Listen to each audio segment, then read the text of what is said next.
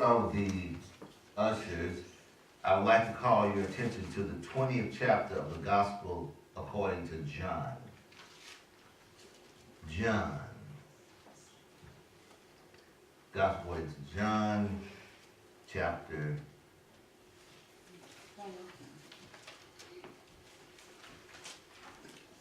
20. 20. 20. No. And verse number 24. Verse 24. Amen. You know, this is a unique time as far as dates is concerned. You know, and especially in this city, the city of Memphis. Yes, You know, Amen. this is the day that Dr. Martin Luther King gave his last sermon. Very last, on the date, you know, not the particular day, but the date, which was April 3rd. He gave his last sermon. Amen. A lot of people call his sermons speeches. I've been, as you know, as I told you, I've been doing more research on his sermons. And I found so many sermons that he's done it. And during the time when he was still going through the movement, he was still going back to his church and doing his sermons. And as I listened to those that he did, especially those very close, even some of the ones earlier, come up with sermons that he did when he was only about 24 years old. And honestly, he sounded no different than he did when he gave his last one. I mean, the same dynamics and everything at the age of 24. It's amazing. It's amazing. I shared that particular sermon on Facebook. Some of the ones I'll be sharing, the sermons that we don't normally hear. But for the benefit of the ushers, verse 24, chapter 20. Now Thomas called the twin. Now I'm reading out of the New King James Version. Basically, New King James Version basically almost reads the same, but it's a little different. Now Thomas called the twin. One of the 12 was not with them when Jesus came. The other disciples therefore said to him, "We have seen the Lord." So he said to them, "Unless I see in his hands the print of the nails, and put my finger into the print of the nails, and put my hand into his side, I will not believe." We'd like to speak to you today on, will you not still believe? Will you not still believe? All right now. And the reason I chose that, and even stopping at this particular point, which I will go on and back and forth, is that what reason would Thomas just absolutely say that he just won't believe? I mean, even after it's told to him by the other 10 disciples that was with him, and maybe some of these ladies that came around as well, that they had seen him. You know, a man that had traveled with him for at least 3 years, saw the miracles and the words that he spoke. Not just the miracles. We focus so much on the miracles, but think about all the things that Jesus had said. You know, the words that he gave, you know, his messages that he gave, and how his one-on-one and one-on-11 conversations were with him, how his camaraderie. And you understand, back in those days, they didn't have distractions that we could get off to ourselves and get into our accounts and our, you know, in our Facebooks and our cell phones, or get on TV, watch TV, you know. so many things, go to a movie, do this. They had, in their 3 years at that time was very similar to what we would spend maybe 10 years or so. Because it was every moment, there were no basic other things to do, other distractions to do. So it was basically one-on-one. And the words to actually see him, be around Jesus. Imagine being able to be around a man like Jesus. Even before he came into his glory, type of person that he was, what we read about, the things that he had did and the way that he spoke, and those who were witnesses of him, even outside the disciples, said how he spoke with so much authority. And the authority, based on what that word is that his ability to say things that's convincing as though he knows exactly what he's saying. That's how authority is used in that particular passage. Not that he's at a certain level, but he was speaking with a word of confidence as though he knew exactly what he was saying. Like it was not a guesswork for him, And they never heard anyone speak with such authority that you would just basically believe him based on just what he's saying and the way he's saying. If he tell you that, the sky is pink, he said the way that the sky is pink, you look at the sky, you see it blue, okay, you say so. That's how it is. I thought the way he was saying when he's saying certain things, like, when he was doing his Sermon on the Mount, and he was giving directions to go, and just the way that he said things, and honestly, once I go back and listen to those messages, those sermons that Dr. King gave, I listened to him, and I've never heard any other preacher speak like him. I've never heard any of them. I've heard some great ones in my time. Now, I don't know how the great preacher in the early days by the name of Billy Sunday, way before my time. Never heard. And he was known to be a very great speaker. If you Google that name, you'll see. He was known to be a very great evangelist during that time. You know who he was, right?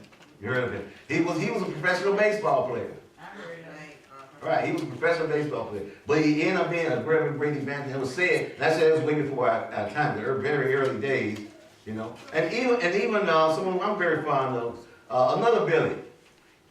You know who I'm speaking of? Graham. Billy Graham. I heard of him. Very great speaker. Very great speaker.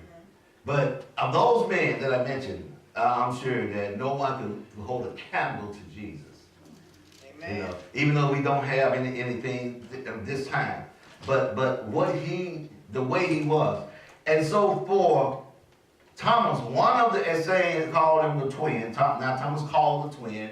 So probably he had a twin, brother, a twin, sister had a twin, somebody. But it's saying that he was not with them when Jesus came. What does it take for us to believe? What does it really take? I'm sure that even though that Jesus is not here right now, but we have the Holy Spirit, and so many things that occur, in this time, of society and what we're around, that God placed us to be born in this time. That we weren't born in other ages. We could have been born in so many other different ages, but we have no say-so of how we come into existence. So we would, I hear certain things like, well, if I would have been around during that time, I would not have acted that way. Well, maybe God knew it. That's why he put you in this time. Because we sure didn't have any say-so. And when we came into existence, whether it was in the 1600s or even it was around the days when Jesus was around. Imagine that. Look at all the people that were around even before him and his disciples. Those in the very early testaments, the Shadrach, Meshach, and the Abednego. All right now.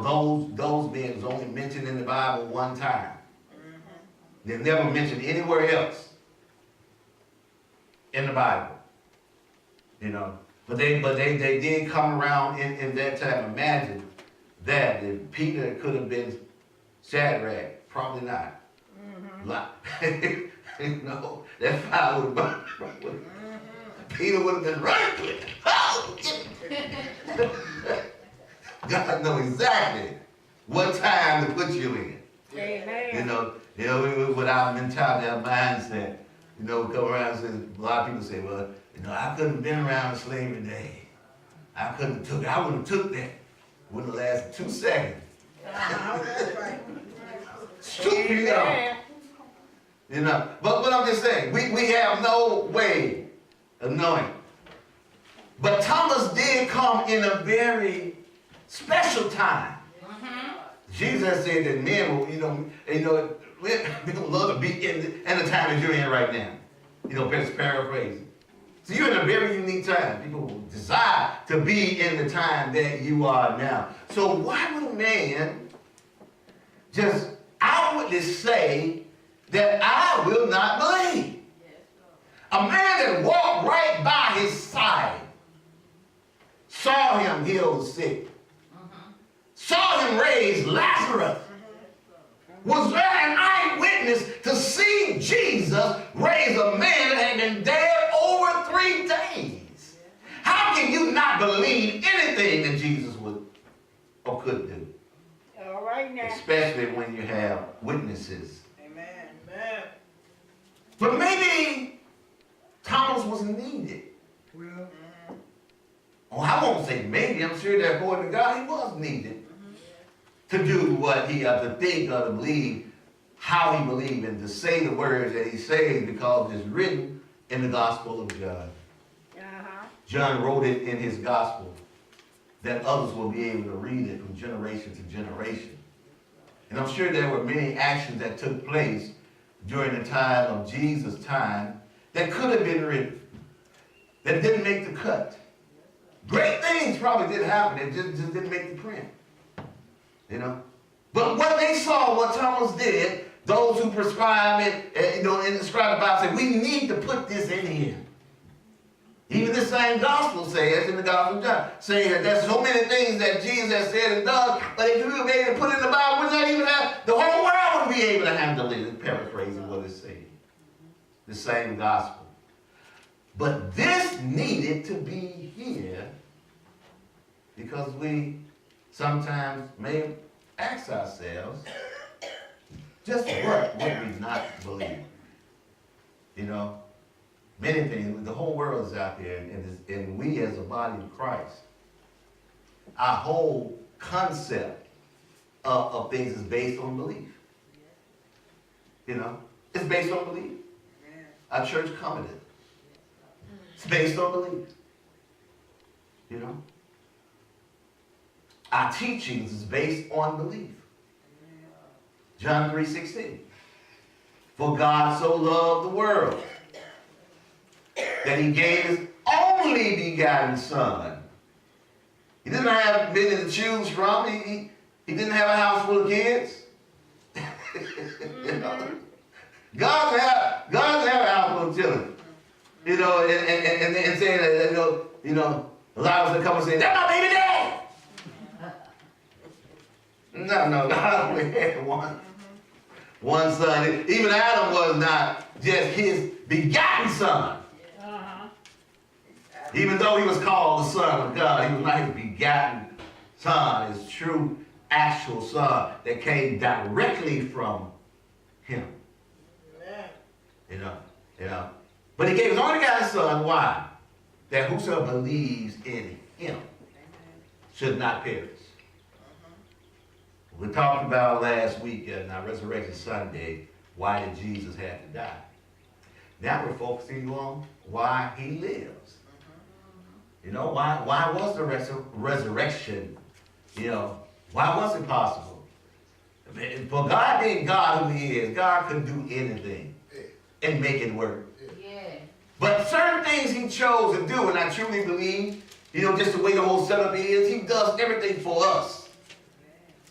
If he did not do it for us, then he wouldn't need to do it. Amen. Jesus came and died for who? He didn't do it for him. He didn't do it for God. He did it for us. Amen. When God created the universe,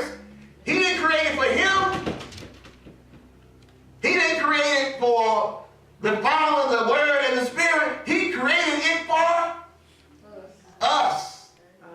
Because when he finished creating it, then he said, okay, have dominion over it. So anytime that you do something and give it to someone, then you're doing it for who? For them.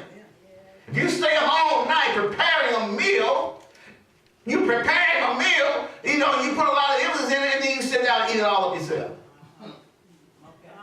I mean, no, that don't happen unless you're all by yourself now. I'm saying that if you're doing something special, or you're having an engagement or whatever it is, you're not having it for you. Yes.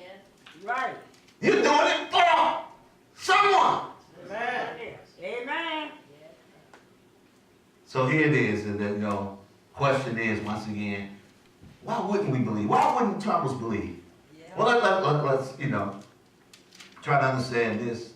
As we say that of all the things that Jesus had done, all the words that he had said, you know, his teachings he had done, the things that he put up with as the Son of Man and the Son of God, you know, just the things that Jesus dealt with. And, you know, Jesus now, you know, the Almighty, you know, in reference to God, the things that Jesus put up with, not just going to the cross, even prior to going to the cross.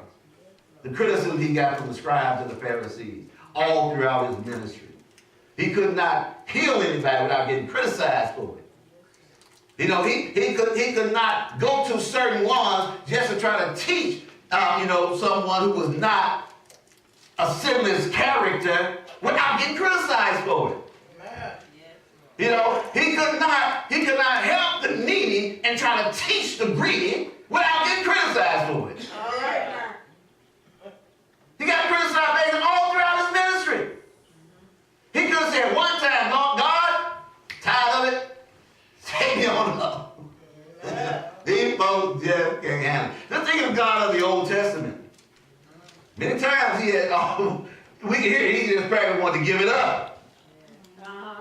Many times he said, you still neck. You know, I could go to the Chinese, to the, you know, to Ishmael's descendants. They from Abraham. I ain't gonna deal with them. I don't have to deal with you guys. All right now. But he still did. God still did. All based on unbelief. Amen. Unbelief. Throughout, you know, crossing the Red Sea. All this stuff based on all the things that are still. And when we get to this point in life where Jesus has come, the Bible says in the fullness of time, it didn't mean that the world was getting ready to end, but it meant the right time to do what he needed to do. Everything modern at that time that we have today came from that time. All right. All the modern things that we have came from that time when Jesus came. Everything was in place, basically, that you could make anything out of. The spread of language came from Alexander the Great, who had conquered all the regions and put forth a Greek culture that we have basic civilization. All over the world, things was happening. So the gospel could be preached. And that was a perfect time for him to come. All right. And from that time we have it today. So that man can believe. You know, Jesus came so we could believe. Whosoever believes in him shall not perish. Amen. Even today, all over the world, there's still so much unbelief. Why? I go to meetings and go to certain things. I listen to people, and very educated people. And questions and things that I hear, I can't believe I'm hearing these things. In the 21st century, of people who are trying to find a reason not to believe. There's more people out there who find a reason not to believe when it can be so simple to just exercise faith and believe. So back to the point, why was Thomas put in this situation? Well, let's look forward. Let's look forward. 26th verse. It says, and after 8 days, well, after the resurrection day, after 8 days, his disciples were again inside, and Thomas with them. Jesus came, the doors being shut, and stood in the midst and said, peace to you. And then looking at this Bible here, he said that it has an exclamation mark. Now, how the writers at that time knew his tone, I have no idea. For whatever reason, based on its original, and I'm in a place now taking a course where I'm studying, going all the way back to original meanings beyond the Bible, how the thought and words, how they originated, going all the way back and looking at these particular things, and it's saying that peace to you. So they have a way, whatever, how it is, peace to you, saying it as an exclamation point, And then he said to Thomas, reach your finger here. Look at my hands. Now imagine now, he's speaking to Thomas. The rest of them already know he's there. But Thomas was not believing. He said, I would not believe. So if Thomas said he would not believe, and he's seeing him, he probably, I don't know, apparently he still don't want to believe. When we look at this, what Thomas is saying, Thomas, for some reason, it looks like he just did not want to believe. He did not want to believe after all that he had went through with Jesus, and then he would allow himself to die like this. Maybe he felt like he was so let down that Jesus had betrayed him by dying. When he, up to the last moment, up to the last minute, he felt like Jesus would come down from the cross. Jesus would not allow himself to die. And he put all that faith and belief that Jesus would not die. And then after he knew that he was dead, he had given it up and said, I will not believe.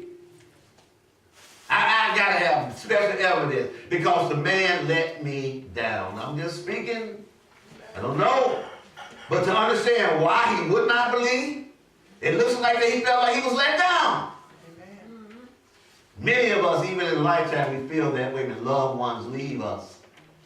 We blame our loved ones for dying. Many occasions that happen. Why did you leave me? It appeared that he was blaming Jesus. And he said, I won't believe. Even after Jesus said he would. The man died. Here's Jesus now saying, peace to you. Then he said to Thomas, he said, reach your finger here and look at my hands. He said, look at my hands and reach your hand here and put it into my side.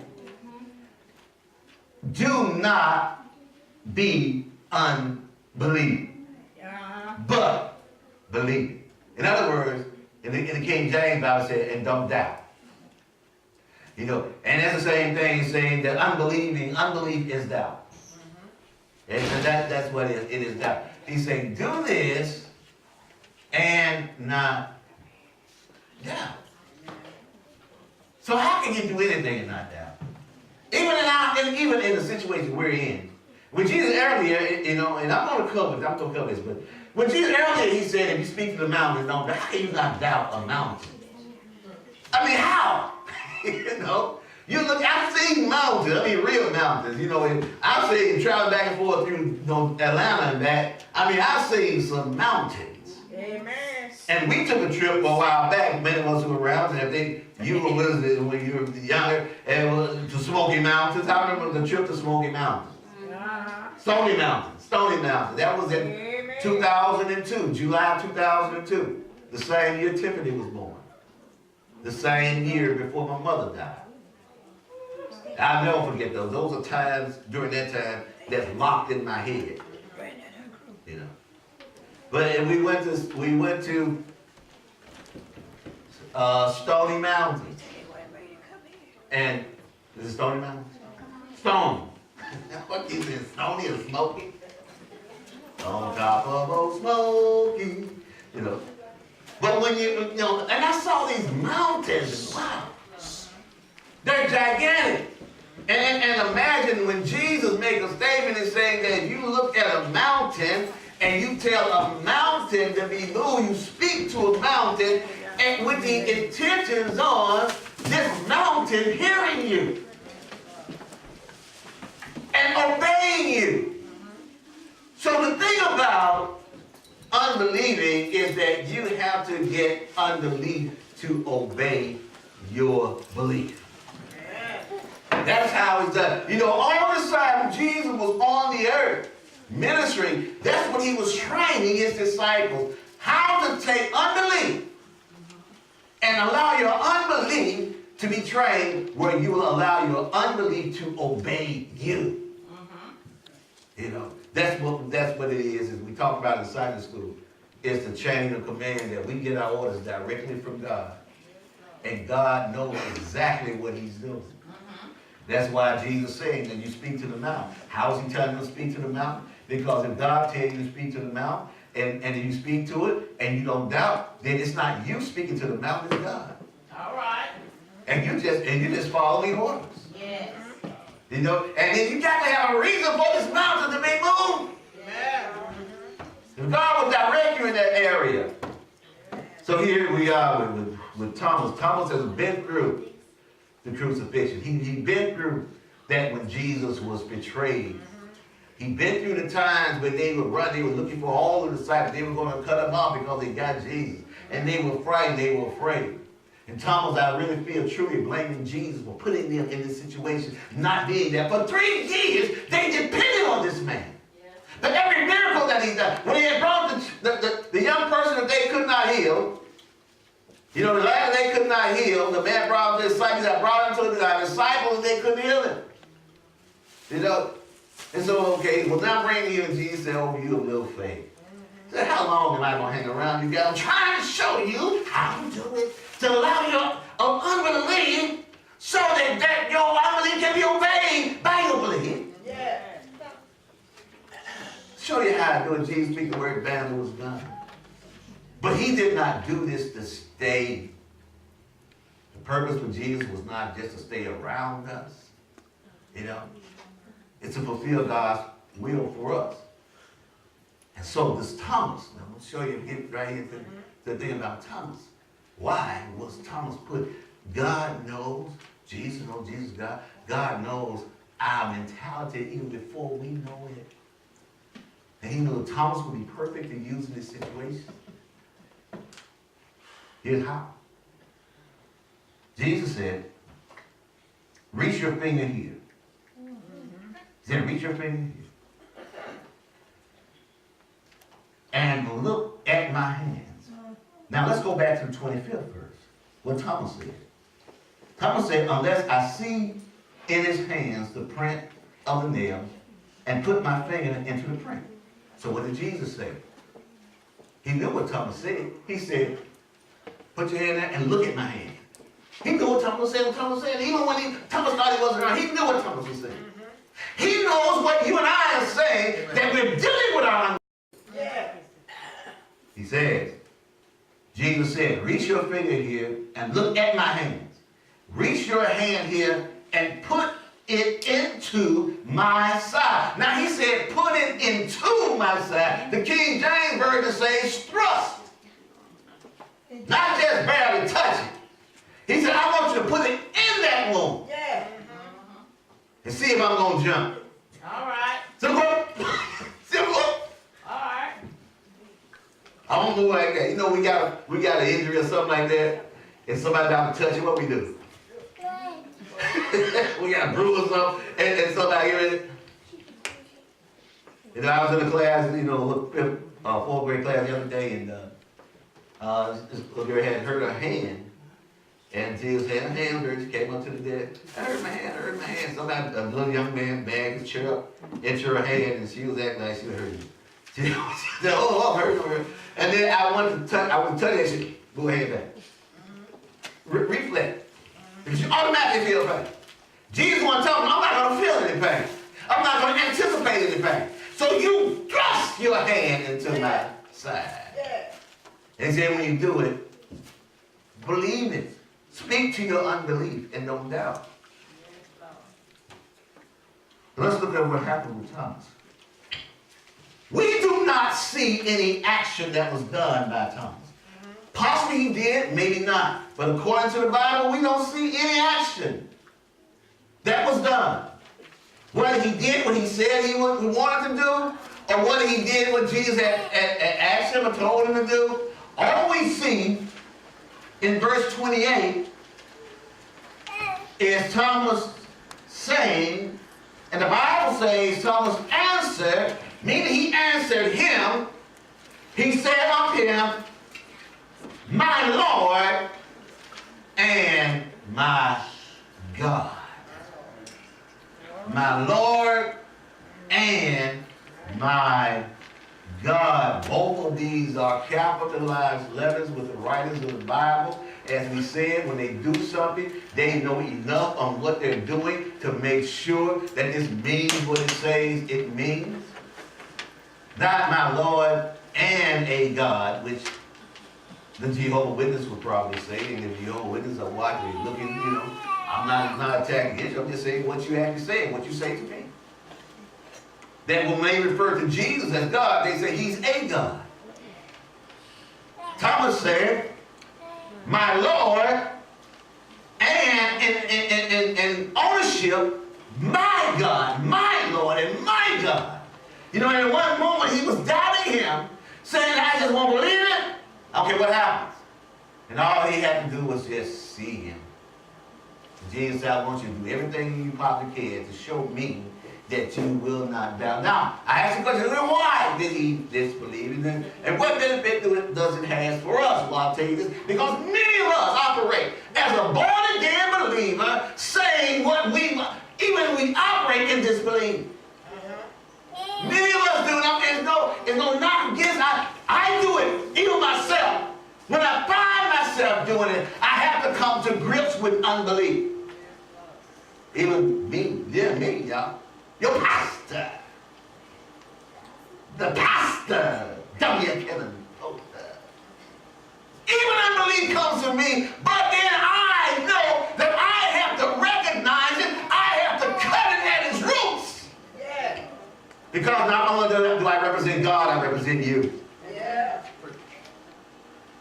I have to cut it at its roots. And I have to be a witness for belief. Here's why I truly believe Thomas was put in this position here. Thomas said, my Lord and my God. And Jesus said to him, Thomas, because you have seen me, and you have believed. Blessed are those who have not seen, and yet have believed. He was put in that position for you and I. He was placed there by the Almighty God, by the Holy Spirit, to have that unbelief, because he knew that we wouldn't need it. It's easy for all the disciples that were there, witness him in resurrection, and saying that he believed, and they were right there with him. It's easy for Peter, James, and John, and Thomas, and Bartholomew, and Matthew to all witness and say that we've seen the risen Lord. They were right there with him in the boat when he had told them to cast it there on the other side and caught a multitude of fish. They were in the boat when he spoke to the wind and the rain and said, He's still. They were there. They were there when he was at the tomb of Lazarus. They were there when he said, Lazarus, come forth. And Lazarus said, well, they were there. Yes, they were there. Peter, James, and John was at the Mount of Transfiguration when they saw Jesus in his glory. They were there. They were there. They were there when they saw him. Those who were there saw him crucified. And those who were there saw him as he showed himself to many of the multitudes that saw him. They were there. Oh yes, it's so much easier to believe. It's easier to face a lion or a dagger or a man who tell you that if you don't denounce him, I will kill you right on the spot. It's easy to believe because they were there. The gift that they had, that they were there, it's easy to say, I was with this man, Jesus, I saw it. They were there. But you were not there. We sang the song on Resurrection Sunday, were you there? When they crucified my Lord? No, you were not there. Were you there when they laid him, stretched him in the tomb? No, you were not there. Were you there when they pierced him in the side? No, you were not there.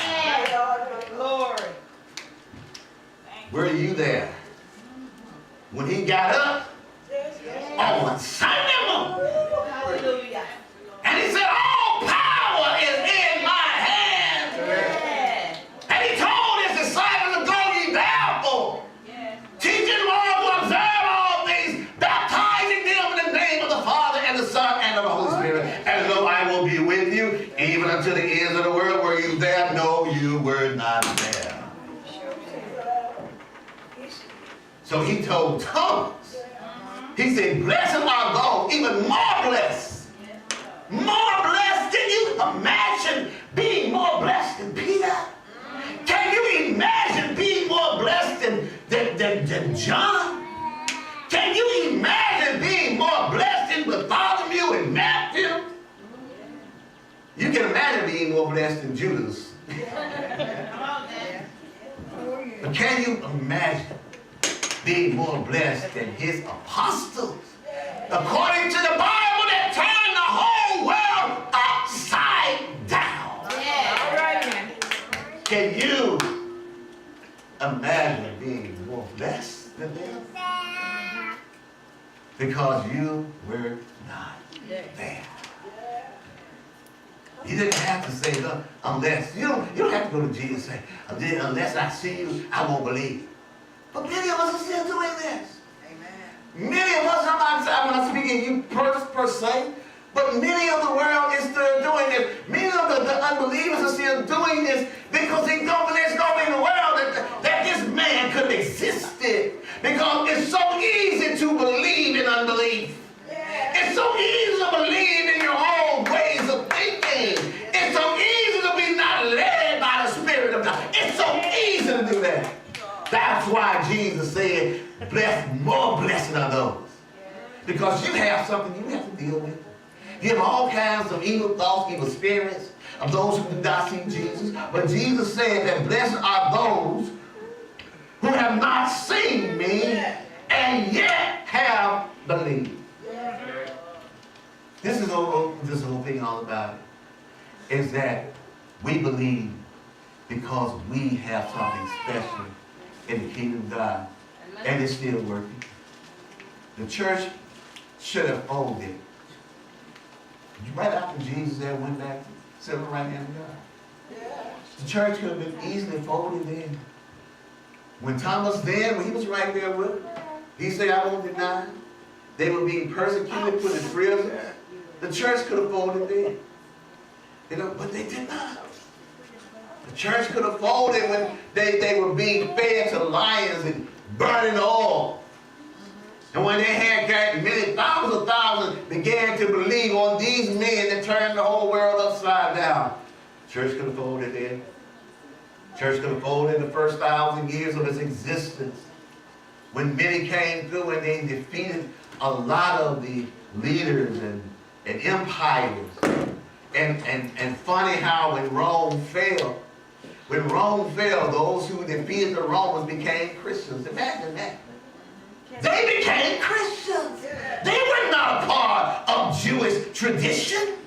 But some kind of way they became Christians. And even with the mindset, they began to do the crusades and fighting against the Muslims and things of that nature. And when they took away their true belief in God, when they did not believe like they should have believed, the Muslims defeated them.